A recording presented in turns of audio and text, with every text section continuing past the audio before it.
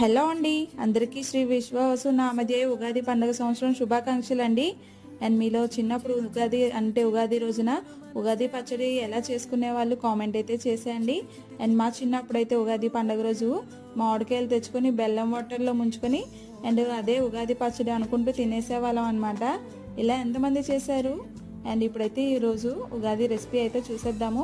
And ముందుగా ఒక cup మామిడికాయ ముక్కలు అండ్ ఒక కప్పు బెల్లం అయితే వేసుకోండి. అండ్ కొంచెం స్వీట్ ఎక్కువ కావాలి అంటే ఒక కప్పు వేసుకోవాలన్నమాట. అండ్ తర్వాత చింతపండు గుజ్జు వాటర్ అయితే ఒక 3-4 స్పూన్స్ వేసేయండి. తర్వాత చిటికెడంత ఉప్పు అండ్ చిటికెడంత కారం అయితే వేసేసేయండి. అండ్ మీకు కనుక నచ్చినట్లయితే బనానా అయితే ఒక 3 బనానా అయితే యాడ్ చేసుకోవచ్చు. అండ్ తర్వాత ఇవన్నీ యాడ్ చేసిన తర్వాత మనకు ఉగాది పచ్చడి అంటే ఇంకా వేప పువ్వు అయితే ఉండాలి కదా. సో వేప పువ్వు వేసి ఇంకా అన్నీ అయితే మిక్స్ చేసేయండి. సో ఈ విధంగా చేస్తే మనకి షడ్రుచుల ఉగాది పచ్చడి అయితే రెడీ అండి. వీడియో నచ్చితే లైక్ అండ్ సబ్స్క్రైబ్ అండి. Bye bye.